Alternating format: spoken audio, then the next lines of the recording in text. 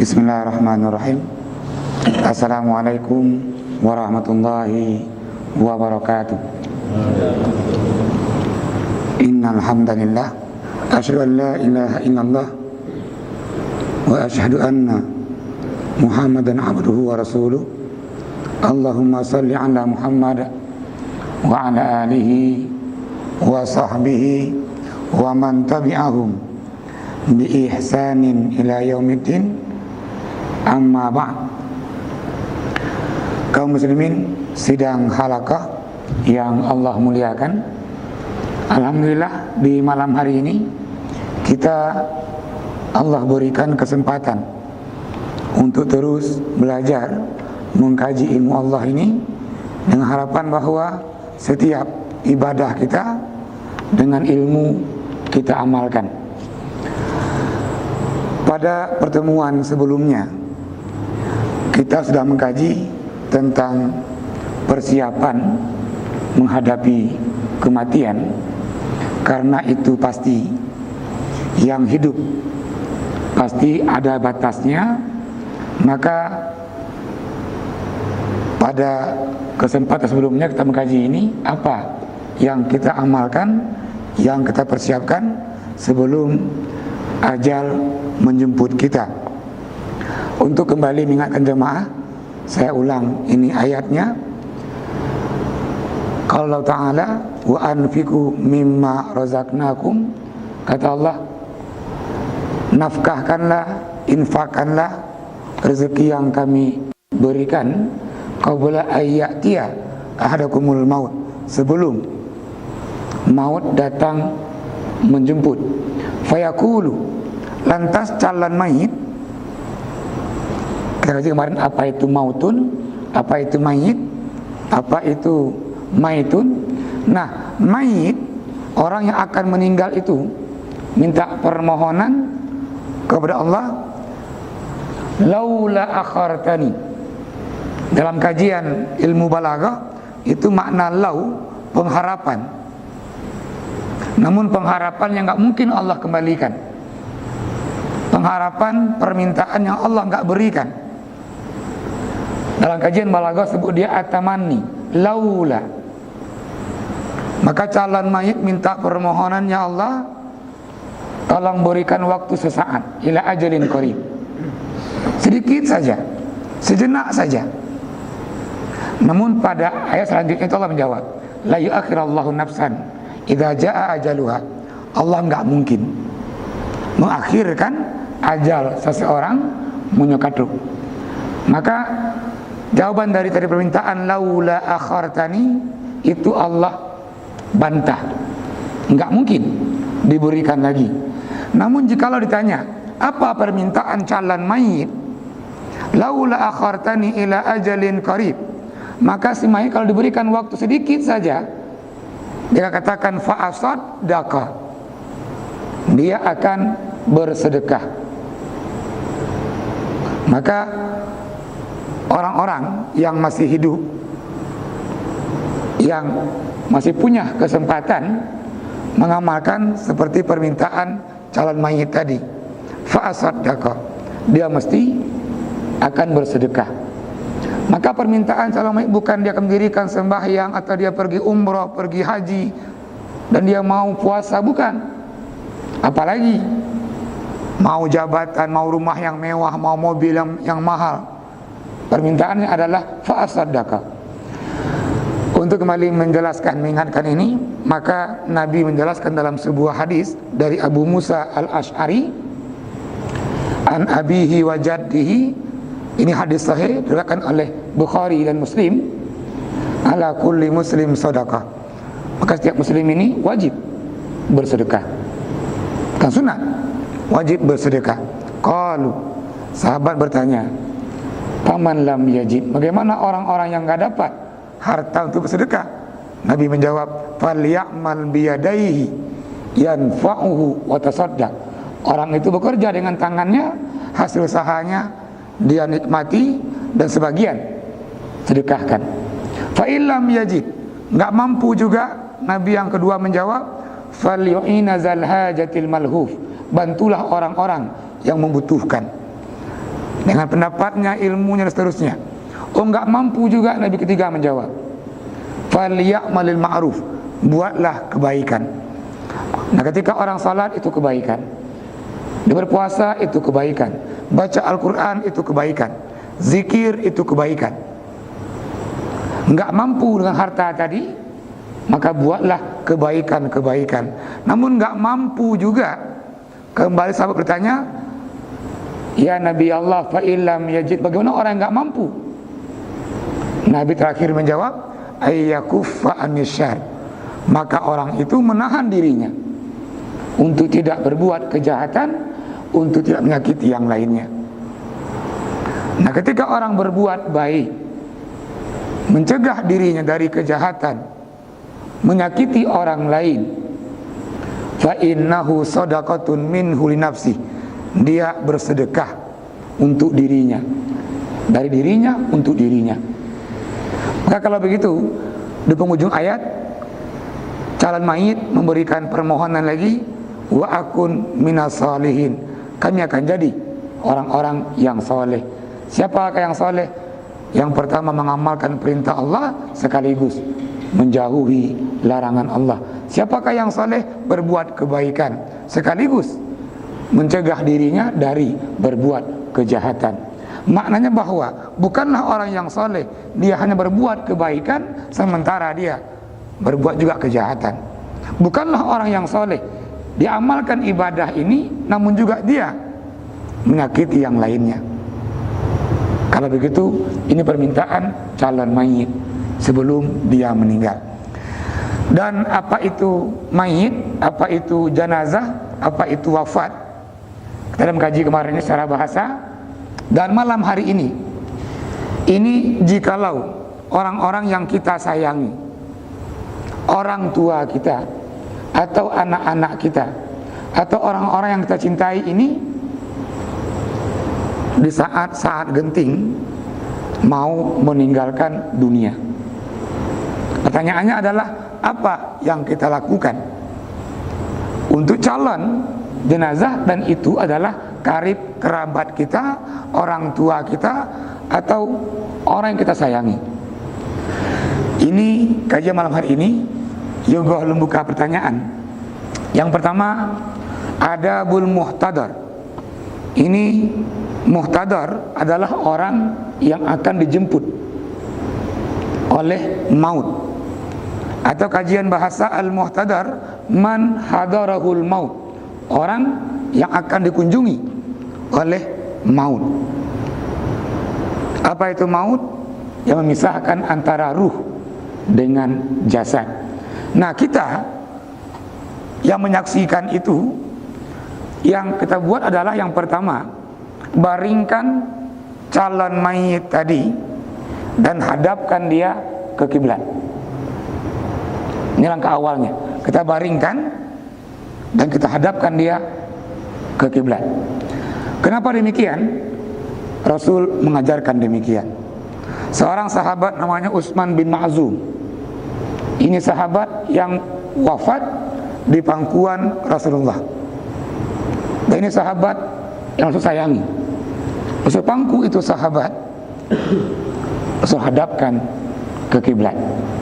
Maka sunnahnya, orang yang kita sayangi dan dia sakit berat punya tanda ini mau meninggalkan dunia, langkah awal baringkan sahabat kita itu, karib kerabat kita itu, hadapkan dia ke kiblat. Yang kedua, ini talqin. Nabi menjelaskan, ini hadis dari Abu Sa'id Al-Khudri. Qala Rasulullah, lakinu mautakum bi kalimah la ilaha illallah. Maka setelah kita baringkan tadi, kita hadapkan dia ke kiblat, kita talqinkan. Maka mentalqinkan ini sebelum orang jadi mayit. Artinya tak kalah saat-saat genting tadi. Bagaimana caranya kita mentalqinkan mayit?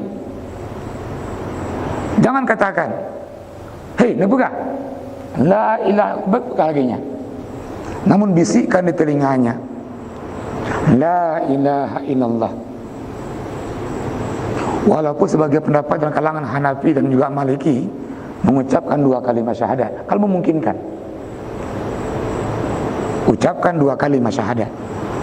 Namun kalau nggak memungkinkan, cukup dengan La ilaha illallah. Dan hadis mengatakan tadi, lakinu mautakum, talkinkan dia sebelum berpisahnya roh dengan jasad tadi dengan ungkapan kalimat La ilaha illallah. Ini cara yang kedua kita mentalkinkan jenazah. Kenapa kita talkinkan? Hadis dari Mu'az bin Jabal radhiyallahu anhu, qala Nabi, man kana akhiru kalamihi la ilaha illallah dakhala jannah.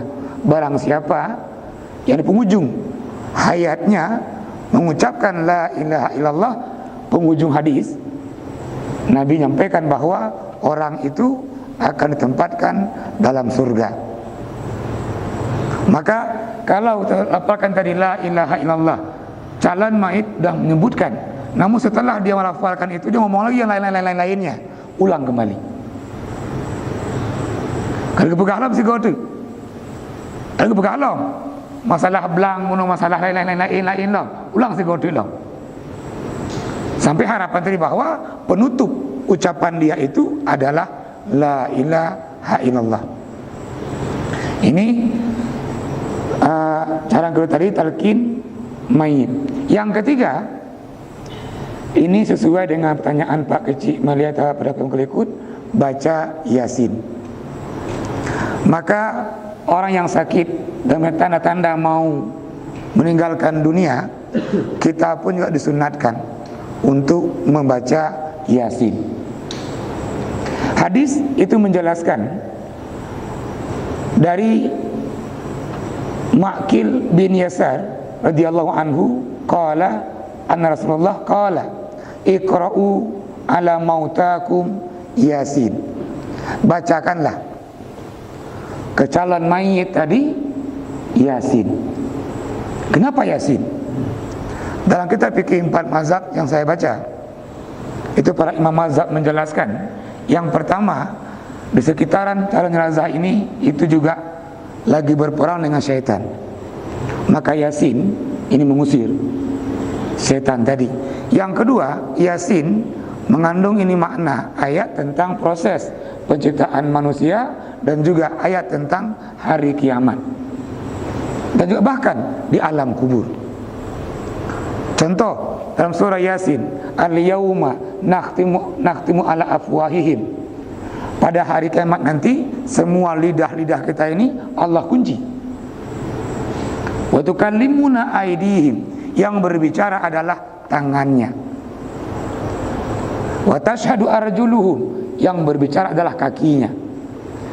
Kalaupun kita hafal hari ini apa pertanyaan kubur, namun yang menjawab bukanlah lidahnya, yang menjawab adalah anggota tubuhnya. Nah, kalau begitu, sunnah juga bagi calon jenazah atau mayit tadi kita bacakan surah Yasin. Selanjutnya, poin yang keempat, ini husnuzan. Baik si mayit maupun kita yang hadir ketika itu husnuzan. Kalau memang itu ajalnya, ini takdir Allah. Si calon mayit begitu juga. Dia pun juga berdoa, kalau seandainya sakitnya berat sekali, nggak mampu dia tanggung ini, dia nggak boleh berangan-angan untuk mati segera. Paling boleh dia katakan, dia berdoa adalah Rabbana in kanal hayatu khairan li fa'ahyini. Kalau seandainya udipnya ngot bagi lun, nepu udip lun. Wa in kanal mautu khairan li, menyematinya ngot ke lun, untuk lun, fa'amitni, matikan saya. Namun orang yang penuh dengan kesulitan tadi ini nggak boleh berangan-angan mati segera. Maka ini di poin yang keempat ini kita husnuzan. Hadis dari Jabir radhiyallahu anhu itu meriwayatkan anna nabiyya qala la yamutanna ahadukum illa wa huwa yahsinu dzan billahi azza wajal. Janganlah salah satu dari awak ini mati kecuali dia dalam keadaan husnuzan kepada Allah Subhanahu wa taala. Dan juga orang-orang yang hadir di sekitar calon mayit tadi, berkatalah yang baik. Kenapa? Hadis juga menjelaskan ketika meninggal seorang sahabat namanya Abu Salamah, datanglah istri Abu Salamah ke Rasulullah. Ya Rasulullah, fa inna Aba Salamah mari. Kata Nabi, ya Ummi Salamah dan sahabat yang lainnya, la taqulu illa khairan. Jangan ucapkan sesuatu yang baik. Kenapa? Fa innal malaika yu'minuna. Para malaikat mengaminkan ucapan orang-orang yang ada di sekitar calon mayit tadi. Maka sunnahnya kita juga berkunjung ke orang yang calon mayit yang sakit tadi, berbicaralah yang baik, karena malaikat mengaminkan ungkapan kita. Maka mengajarkan tadi, ucapkanlah perkataan yang baik. Di poin yang kelima, ini yang terakhir untuk calon mayit, itu tahsinul khuluq. Calon mayit tadi berakhlak yang baik. Bagaimana maksudnya berakhlak yang baik? Ketika dia punya ini alamat atau tanda-tanda mau meninggalkan dunia, maka yang pertama dia minta maaf kepada orang-orang yang ada di sekitarnya, kepada istrinya, kepada anak-anaknya, karib kerabatnya yang berkunjung mengunjunginya.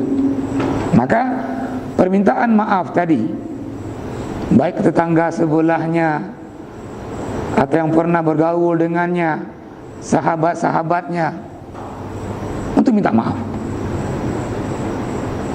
Yang kedua, makna akhlak yang baiknya, orang ini berusaha lagi ini meninggalkan kesibukan dunia.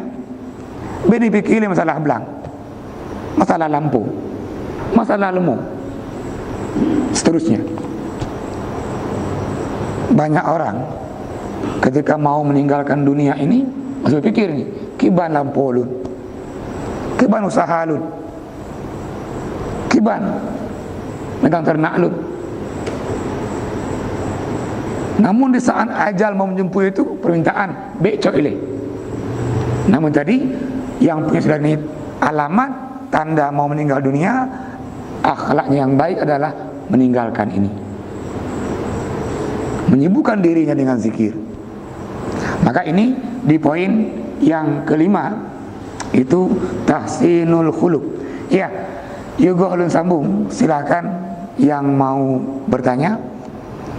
Kita di adab atau etika menghadiri orang yang akan meninggal dunia, atau ini mayit.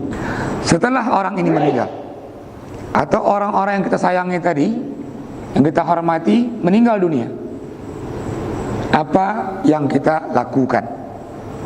Setelah pasti dia ini meninggal dunianya, maka apa yang kita lakukan selanjutnya? Ini kitab membahas adabun lil mayyit faura wafatihi. Ini etika dan adab yang perlu kita lakukan setelah tadi mayit meninggal dunia. Yang pertama, setelah memastikan tadi ini bahwa mayit sudah meninggalkan dunia, langkah pertama taghmidul ainaini, tutup matanya. Jadi Abu Salamah ketika meninggal dunia dan istrinya Abu Salamah ini datang ke Nabi menyampaikan, ya Rasulullah, fa inna Aba Salamah mata. Nabi masuk ke tempat meninggalnya Abu Salamah dan Nabi menutup mata Abu Salamah tadi. Yang Nabi baca adalah Bismillahi wa ala millati Rasulillah. Maka pas menutup mata mayit tadi, ini udah mayit, lagi mayit, udah mayit, namun belum jenazah. Karena kalau dengan jenazah udah kita mandikan, udah kita kafani. Ini dari mayit tadi, calon jenazah, pindah dia ke mayit, mayitun, buang tasdidnya, mayitun. Nah, si mayit tadi tutuplah matanya. Yang kita baca Bismillahi wa ala millati Rasulillah. Ini yang kita baca ketika menutup mata si mayit. Kenapa banyak orang ketika meninggal dunia matanya terbuka? Hadis tadi juga menjelaskan ketika Rasulullah menutup mata Abu Salamah, kata Rasulullah, fa inna ruha idza qubida, ketika ruh dicabut, taba'ahul basar, mata mengikuti ruh itu. Maka juga mata Abu Salamah terbuka ketika sahabat ini wafat.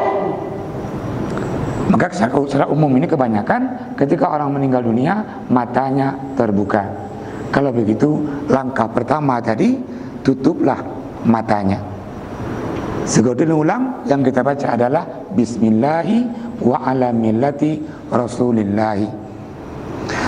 Setelah itu, kalau orang itu punya jenggot, ini syaddu al-lihyah, rapikan jenggotnya. Kenapa dirapikan jenggotnya? Nanti dia kalau kencang ini jenggot itu dan kejang ini, maka terbuka mulutnya. Maka Nabi mengajarkan juga jenggot Abu Salamah tadi dirapikan, sekaligus menutup mulutnya. Ini langkah yang kedua. Kenapa mesti ditutup mata dan mulut mayit tadi? Supaya enak dipandang. Yang ketiga, talinul mafasid. Tubuh orang yang meninggal dunia itu dia punya mafasid. Apa mafasid? Sendi-sendi. Nah, sendi ini, lututnya, ini sikunya. Kalau nggak kita lembutkan ini, nanti akan kejang dia. Lama-kelamaan akan kejang. Maka kalau begitu lembutkanlah, lenturkanlah tubuh tadi si mayit. Caranya lipat tangannya di atas dadanya, seperti lipatan ketika sholat. Rapatkan kakinya. Ini untuk melembutkan atau melenturkan anggota tubuh dari si mayit tadi. Langkah yang keempat, al-wad'u ala sarir. Letakkan si mayit itu di atas ranjang. Oh, nggak punya ranjang, letakkan di tempat yang tinggi. Kenapa letakkan di tempat yang tinggi? Supaya debu ini nggak mengenai si mayit. Maka kalau nggak punya ranjang, boleh batu. Nggak punya batu, boleh kayu. Namun dia nih di tempat yang tinggi, supaya tadi ya sampah ataupun debu ini nggak mengenai si mayit. Ini langkah kita yang ketiga. Yang keempat berarti. Yang kelima, ini istiqbalu kiblah. Ketika meletakkan tadi si mayit di atas tempat yang tinggi tadi, juga kembali menghadapkan dia ke kiblat. Istiqbalul al-kiblah. Kenapa? Hadis dari Anas bin Malik radhiyallahu itu juga mengatakan bahwa Nabi meletakkan jenazah di tempat yang tinggi dan sekaligus menghadapkan juga ke arah kiblat. Di poin yang keenam, naz'u athiyab. Kalau tadi si mayit memakai pakaian atau baju, maka ketika dia meninggal dunia tadi, buka pakaian itu yang dia pakai ketika dia berpisah antara ruh dengan jasad. Buka pakaian itu dan tutup sampai ketujuhnya ini dengan kain yang lain. Jangan biarkan si mayit itu terbuka. Namun setelah kita buka pakaiannya, tutuplah dengan kain yang lain. Dan tutupan itu, ambil kain yang di atasnya itu dia dijepit ke kepalanya dan kakinya, supaya apa? Ini angin nggak membukanya. Dipastikan bahwa di penghujung kain-kain itu masuk dia ke bawah badan si mayit, sehingga tidak ditiup angin.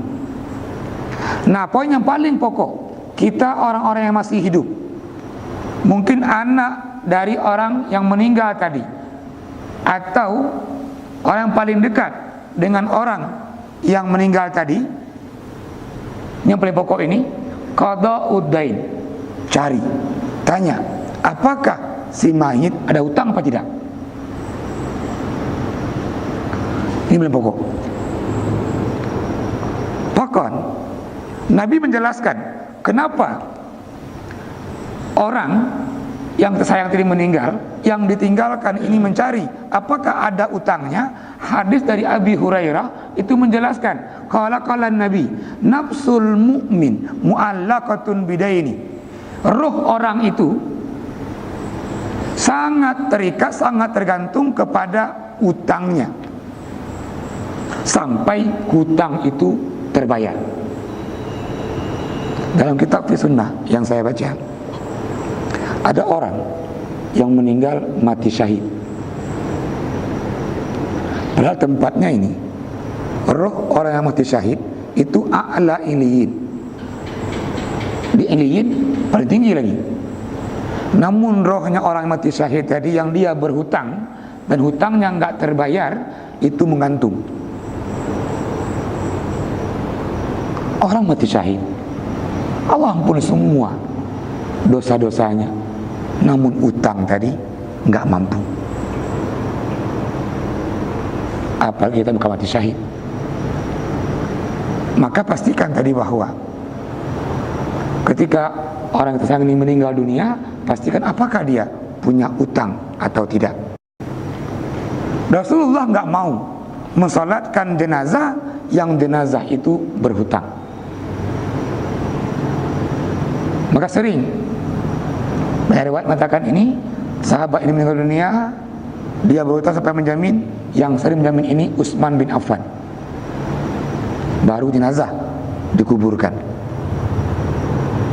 Ini di poin ini, maka kita yang masih hidup atau mungkin anak mayit atau kerabat dekat mayit, kalau memang sayang ke mayit tadi, cari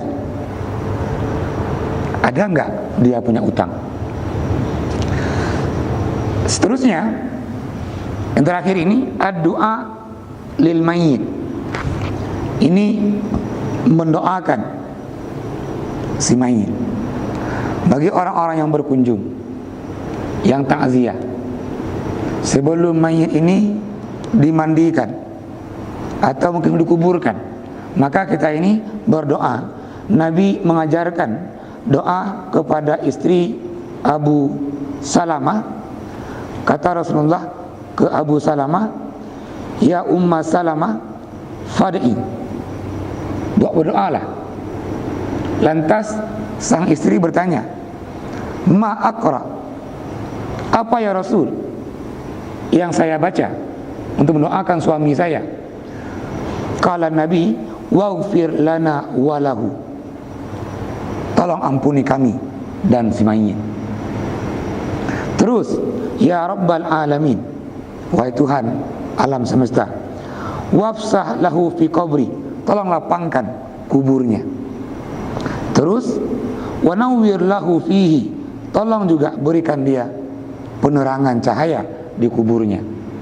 Di antara doa Rasulullah ajarkan ini ke kaum muslimin, dan ini pada Ummi Salamah itu adalah waghfir li Abi Salamah. Terus warfa darajatahu, tolong ampuni Abu Salamah, tolong angkat derajatnya. Wa khlufhu fi aqbihi, tolong berikan dia pengganti yang lebih baik. Maka ini juga termaktub yang kita baca ketika kita sembahyang jenazah. Wa akrim nuzulahu wa wasi' madkhalahu waja'al lahu daran khairan min dari, dan seterusnya. Di antara ini doa yang Nabi ajarkan untuk mendoakan orang-orang yang sudah meninggal. Ya, sampai di sini silakan yang mau bertanya tentang talqin di kuburan atau sesudah meninggal. Ini kita bahas pada pertemuan sebelumnya. Kanyok. Karena pertanyaan memang sebelumnya, bagaimana kalau talqin ini di kuburan? Memang beberapa pendapat dalam kitab ya Fathul Mu'in yang saya baca, juga I'anah, ada talqin di kuburan.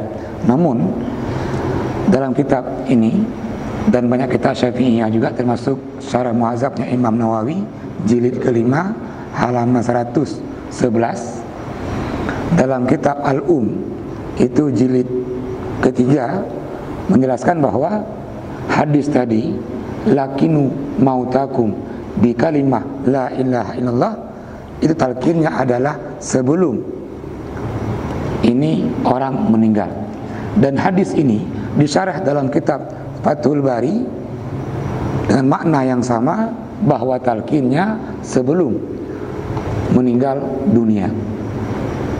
Terus kalau kita lagi mengkaji apakah si mayit ketika dia masuk ke alam kubur dan kita ajarkan, hai jenazah, jenazah nanti kan udah kita mandikan, udah kita salatkan, namanya kalau lagi mayit namanya udah jenazah, hai jenazah, menyotuk ada malaikat ada dengan ransa bukan pegah Allahu Rabbuka.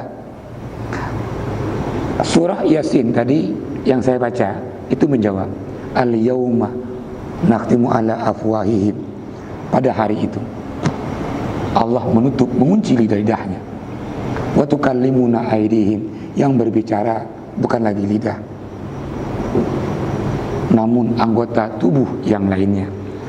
Dalam surah An-Naml ayat 80 itu kemudian Allah mengingatkan, innaka la tusmi'ul mauta, hai Muhammad, udah gak mampu lagi memperdengarkan orang yang sudah mati. Sebuah analogi diambil oleh Gurelun dalam menjelaskan ini. Ketika ada seorang anak dia tidur, sang ayah gecok peng siuta, gepegak ba'ana ne kayaknya tengok no tengok kah nejak kau pekan tengok ne belo taka 1 kilo ti 2 kilo campri 1 kilo. Ternyata anak itu bangun besok pagi enggak beli dia, tanya ayah pakai ne belo pui belo mah ada pui dia tengok kau mati lah tengok. Ini analogi dan oleh Gurel menjelaskan ini. Analoginya contoh diambil untuk dari pahami. Berarti itu yang pertama, Bang Muslim. Yang kedua, pertanyaan yang tadi kita bahas, ketika jenazah ini mau kita kuburkan, yang paling tepat adalah yang mungkin berbicara pada hari itu, wahai kaum muslimin, kalau ada mayit ini punya hutang, tolong selesaikan hutang ini dengan ahlul bait. Kalau memungkinkan hutang itu dimaafkan, tolong maafkan. Namun kalau besar jumlahnya, enggak mungkin dimaafkan, ahlul bait terbuka pintu untuk orang-orang yang pernah dihutangi oleh mayit. Nabi tadi mengajarkan bahwa nafsul mukmin, jiwa seseorang itu, roh orang itu sangat tergantung dengan utang orang itu sampai utangnya dibayar. Dan bahkan contohkan bunuh orang yang mati syahid, ya Allah ampun semua dosanya, namun utangnya tertahan, maka rohnya tertahan karena utangnya. Maka tepat ungkapan, bukan bertanya apakah urungnya asal surga, siapa yang tahu? Kita nggak tahu ini. Yang meninggal itu apakah dia isi surga atau tidak? Ada orang yang tahu. Dan bahkan Nabi sendiri mengatakan bahwa wahai para sahabat, la yunajjiyakum a'malukum, ibadah-ibadah kalian enggak mampu menyelamatkan kalian. Sampai sahabat bertanya, wala anta ya Rasulullah, apakah maksudnya Rasul? Kalau Nabi, na'am, termasuk ulun. Artinya bahwa sembahyang, puasa, zakat dan seterusnya ini enggak mampu menyelamatkan. Namun Nabi menjawab, illa in tagaw panirahbi birahmah, kecuali Allah memberikan rahmatnya. Maka satu orang pun yang tahu pasti bahwa calon lagi nih, jenazah ini itu asal surga atau bukan. Namun kita yang hidup berharap, berdoa semoga jenazah ini Allah tempatkan dalam surga. Lantas yang lebih tepat, yang gugah bauronya, baik temannya, apakah nyo asal surga atau tidak? Itu lebih tepat. Jangan tanya. Kalaupun dijawab iya, namun kata Allah tidak, itu tidak. Tak pegahkan. Kata Allah surga juga. Artinya bahwa calon jenazah ini Allah tempatkan dalam neraka atau surga itu bukan karena jawaban kaum muslimin. Ini nak pegang. Bukan karena jawaban kita. Nurun enggak masuk surga. Boleh kita menjawab, namun Allah katakan tidak. Maka tadi yang lebih tepat untuk muslim, kalau kita berbicara ini enggak perlu tanya. Yang harus ditanyakan adalah jikalau ada jenazah ini punya hutang, tolong dimaafkan. Kalau nggak mungkin dimaafkan, tolong datangi ahli waris atau kerabat untuk menyelesaikan hutang tersebut. Terima kasih, Tengku Muslim.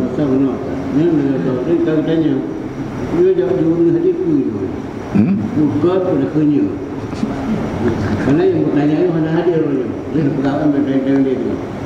Semua yang hadir tanya, itu mau kunjung. Ya. Ya. Terima kasih.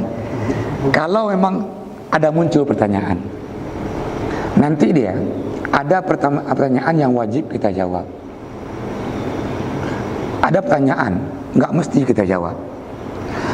Dan jawaban kita tadi ini nggak menentukan, karena ketika itu bukan pemilihan. Kalau pilih anggota dewan ketika itu yang banyak suara, dia menang, ada manfaat.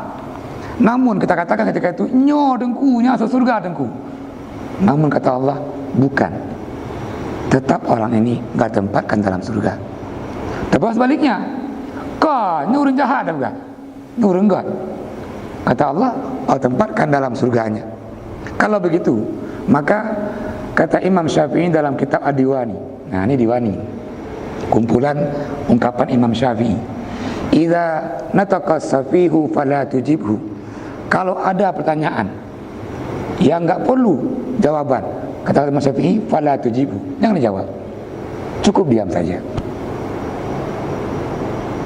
Ini Imam Syafi'i mengajarkan etika tadi ini. Kalau ada pertanyaan yang enggak mesti dijawab, idza nataqa safihu fala tujibhu. Ungkapan selanjutnya, pasukutu khairu ijabati. Maka diam itu adalah jawaban yang terbaik. Ini Imam Syafi'i mengajarkan etika. Ya, terima kasih Guru. Namun tadi makanya yang bawa-bawanya mengumumkan kalau seandainya ada hutang. Ini kan bukan khalayak umum ini. Pemberitahuan kalau punya hutang. Namun, misal ada memang hutang, namun orang yang dihutangi itu memaafkan dan datang. Hanapu yang sedekah halut. Kata orang yang menghutangi. Apakah jenazah masih terhukum yang hutang itu karena sudah dimaafkan? Tadi bunyi hadis hatta yuqda, sampai hutang itu terbayar. Kalau begitu, yang menghutangi menganggap ada hutang lagi, memaafkan, maknanya hutangnya terbayar. Namun, jikalau ini pihak yang memberikan hutang nggak memaafkan, dia pasti datang biasanya, gejak rumahnya. Nah, almarhum awai tengku hutang balun sekiannya tandanya, ini akuntansi buktinya. Maka yang tadi dalam surah Al-Baqarah itu diajarkan kita ini idza tadayantum bidainin, kalau kita ini berhutang, liyaktub bainakum katibun bil adl, tulislah hutangnya. Maka ada katib. Nah, hari ini ada pakai kwitansi, pakai faktur. Untuk apa tujuannya ini? Ini bukti bahwa si fulan betul berhutang. Maka jauh-jauh hari Al-Quran mengajarkan.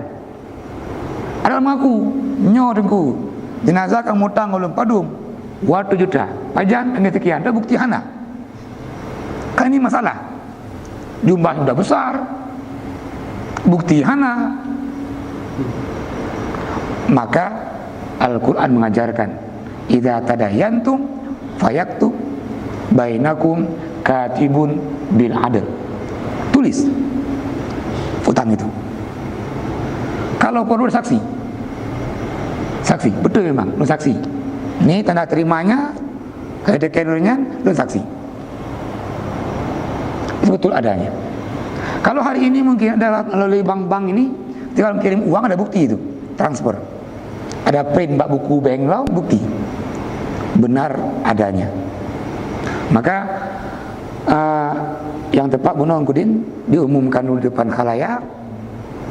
Kalau ada, maka ketika orang yang nggak mampu memaafkan, mungkin karena jumlahnya besar, makanya orang akan datang. Namun walaupun jumlahnya besar, dia memaafkan. Nah, jalur memaafkan. Kalau begitu, dianggap bahwa utang jenazah tadi yuqdah, sudah terbayar. Mungkin tidak dimaafkan, tapi tidak berani dia mentagihkan. Iya. Tadi usaha ahlul waris atau tadi sudah berusaha mencari ini sabar hutang. Namun ada orang nggak memaafkan, harga bugacitnya masalahnya. Siapa yang masalah? Iya kan, orang itu berarti nggak yang menjadi masalah. Udah tahu dia yang mati ini jenazah ini berhutang sama dia, hanaga bugacit, olehnya juga nggak memaafkan juga. Maka dia nggak punya solusi. Orang nggak tahu kalau jenazah nak hutang pokoknya. So salah, yang salah yang udip salah. Yang salah yang udip, yang salah. Pokoknya buka. Lagi yang udip. Kerja udip. Ya, terima kasih. Siapa yang salah itu? Yang udip. Yang udip. Artinya orang tadi yang memberikan hutang. Ini ahlul bait sudah mengumumkan. Menyona hutang nggak mampu dimaafkan, datanglah ke ahli waris atau karib kerabat yang nah. Kebegalam, pintu dah. Siang malam dah pintu. Gak mau urodonnya han malam loh. Karena bahwa permintaan sudah jauh rumahnya. Namun anak-anak kerja rumah cip. Maka yang salah adalah urus yang anak kerja rumahnya. Terima kasih Gudin. Ini ketika orang meninggal dunia atau jenazah nak hutang. Namun ahlu bait anak atau kerabat tadi tahu dan yakin memang itu hutang jenazah, namun nggak mau melunasi utangnya. Apakah si mayit disiksa karena hutang itu? Iya. Inilah makna hadis tadi, nafsul mu'min mu'allaqatun bidaini hatta yuqda. Ini hadis rawahu Tirmizi dengan sanad yang sahih. Maka tadi ukurannya, siapakah orang-orang yang sayang kepada jenazah? Itulah orang-orang yang mau membantu jenazah, melepaskan jenazah dari ikatan siksa tadi, yang itu ikatannya utang itu. Maka kalau seorang anak yang sayang ke makdro, yang sayang ke yahdro, maka ketika ayahnya meninggal, mamanya meninggal, kan gak boleh masalah bagi harta. Namun tirkah itu, harta ditinggalkan itu tirkah namanya. Cok tirkahnya ini lunasi dulu utang ayahnya, utang mamanya. Kalau memang itu dia anak yang sayang ke Urinci. Ketika anak nggak mau bayar utang Urinci Uno, pastikan bahwa itu anak yang kau sayang ke Urinci. Maka biasanya orang yang meninggal dunia itu dia meninggalkan harta. Nah yogo harta dibagi, namanya dia tirkah namanya.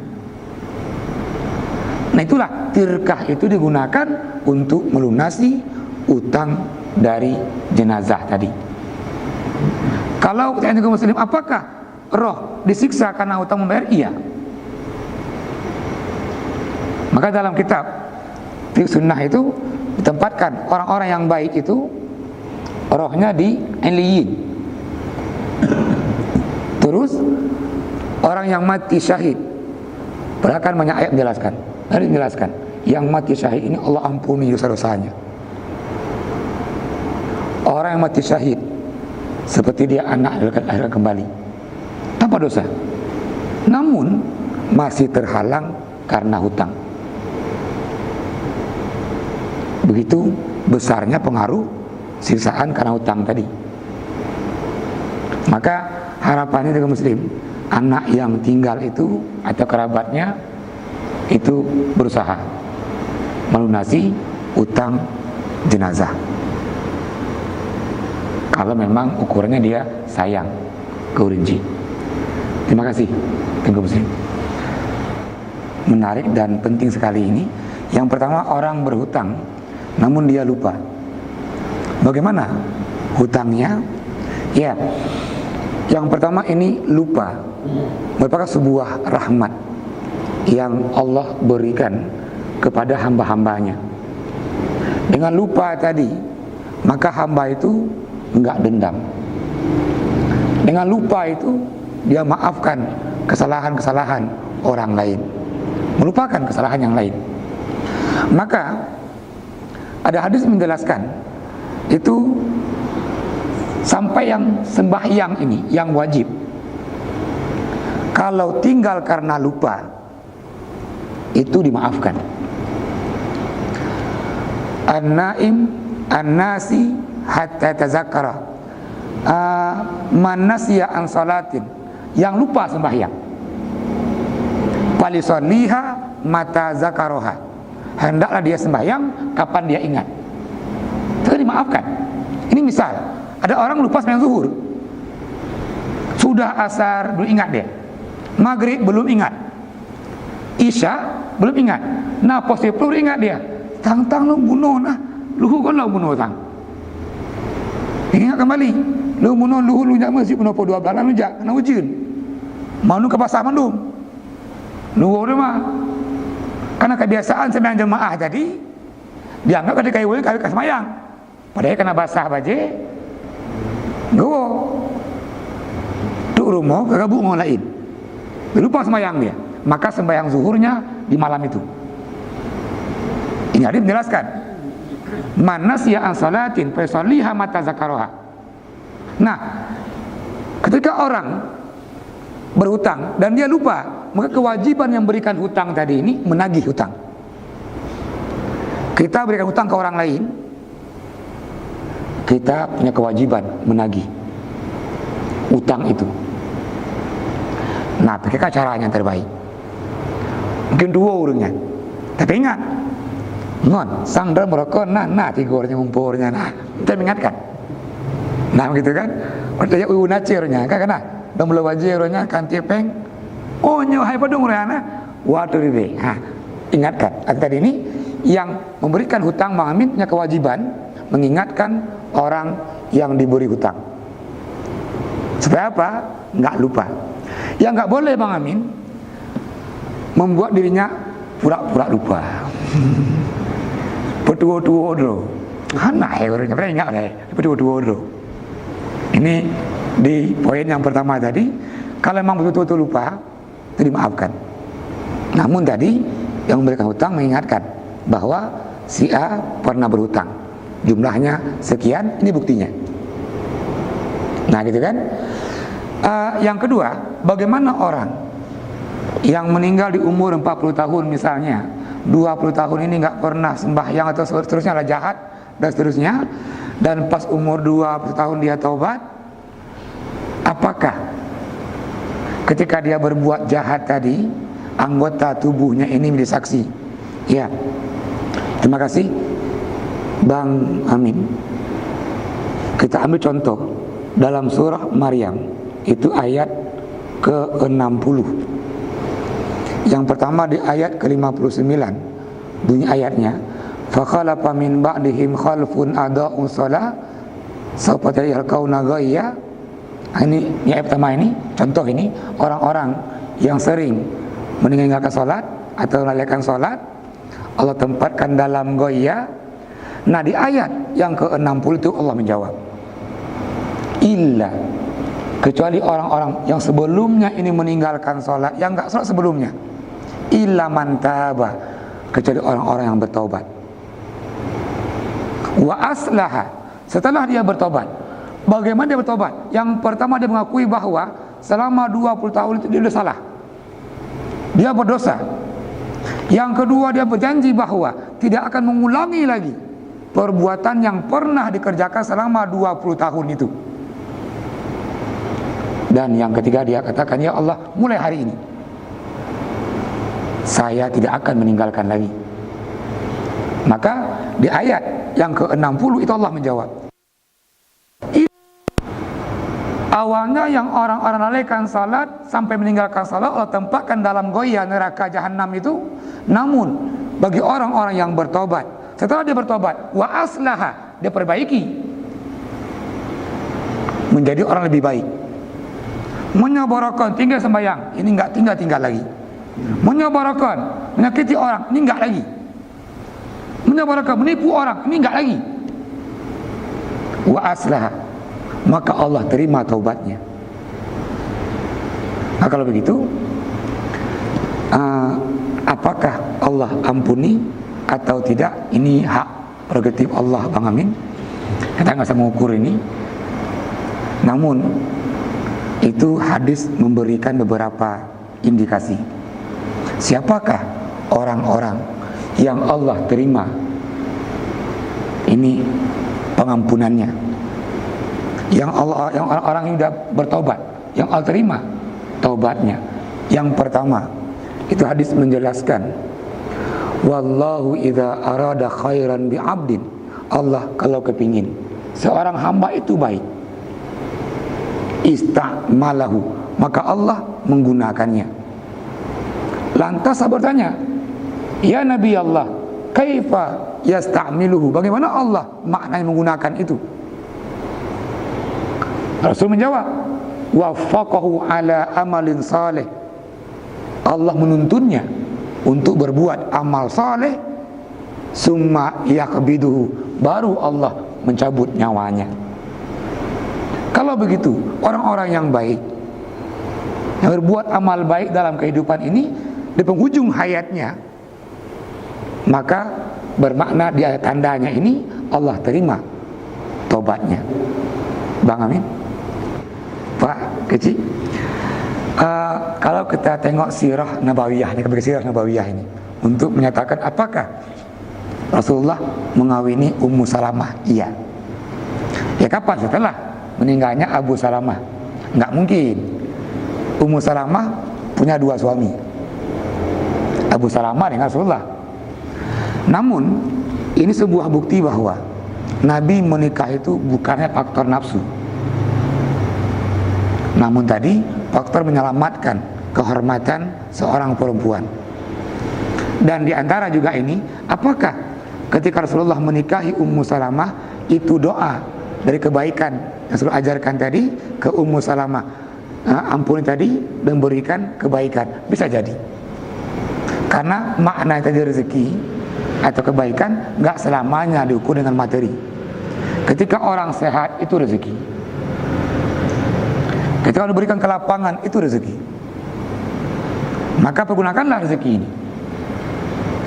Maka dia punya ayat, wa anfiqu mimma razaqnakum, nafkahkanlah apa yang kami rezekikan. Allah berikan kesehatan, kesehatan itu dinafkahkan. Ketika Allah berikan umur, maka umur itu disedekahkan. Jadi makna ayat wa anfiqu mimma razaqnakum, karena kesehatan rezeki, kesempatan rezeki. Maka Pak Kecil, ada benarnya gini doa tadi ini, Ummu Salamah diberikan kebaikan. Apa kebaikannya? Rasul menjadikan beliau sebagai istrinya. Memang dalam Sirah Nabawiyah Ummu Salamah termasuk salah sirro inong Rasulullah. Terima kasih Pak Kecil. Mungkin terakhir mungkin, silakan. Jadi Ustaz, Budin. tadi utang sama istri utang juga. Siapa yang nagih? Iya, terima kasih. Apakah seorang suami meminjam uang dari istrinya, apakah dianggap juga hutang? Ya. Kajian agama kita ini, seorang suami punya kewajiban menafkahi istrinya. Ini wujubun nafkah. Maka dalam kajian zakat nanti, si suami haram hukumnya memberikan zakat kepada istrinya. Artinya nggak terima. Kenapa? Karena istrinya orang yang wajib dia nafkahi. Maka zakat nggak boleh diberikan ke orang yang wajib kita nafkahi. Dan terus kebetulan, contoh ini inang pegawai, napa enggaknya? Lintuh hana. Terus karena lintuh hana, dek, ini menjuk pengen lihat. Kepu bang, abang belum kopi dia. Apa ada kopi ya bang orangnya? Nyutang bu, kena utang bu. Apakah ini utang? Itu seorang sahabi ya, saya lupa apa Zainab apa Fatimah, itu datang ke Rasulullah, ya Rasulullah, boleh enggak sedekah saya untuk suami saya? Dia menjawab, boleh. Bahkan situ ada dua kata Nabi, silah wa sedekah. Ada hubungan silaturahminya, ada hubungan lagi ini sedekahnya. Maka lebih tepat, kalau memang seorang istri sayang ke linto bunuh, begitu meninggal dunianya, bang, utang awe hana bang bu, yuk sedekah dulu bang. Itu ucapan dia. Kalau memang istrinya sayang ke suaminya. Namun menyelinto bunuh anak, ia mungkin melakukan mungkin yang enggak disayangi oleh istrinya ini, yang utang bu lunakannya bahasanya. Tapi kalau pisah tidak ada ikhlas. Kalau pisah? Bisa, sudah pisah baru meninggal suami. Mana ada ikhlas? Oh, utang bawa yelau kamu mencerai benar? Tidak ada ikhlas. Iya. Namun kajiannya Gudin, kapan dia hutangnya? Apakah masih ketika masih suami istri? Bukan ketika dengan udah pisahnya. Artinya begini, ketika sudah berpisah, emang berlaku hukum umum. Artinya kalau lain nongro, kalau lain, bahkan dah haram menyentuhnya. Nah begitu kan? Namun jika hutang ini masih suami istri ini, ya kan harta itu kan berdua tadi, dibangun untuk kebahagiaan berdua dan kepentingan mandua. Iya, terima kasih Gudin. Pertanyaannya, kaum muslimin sedang halakoh yang Tuhan hormati. Ini ke depan kita masuk ini ke hak atau kewajiban kita terhadap orang yang meninggal dunia. Itu hak mayit dan kewajiban kita. Ya, terima kasih. Semoga kita kaji ini memberikan manfaat yang dapat kita amalkan dalam kehidupan kita. Mari duduk dengan kafarah majlis. Subhanakallahumma bihamdika. Assalamualaikum warahmatullahi wabarakatuh.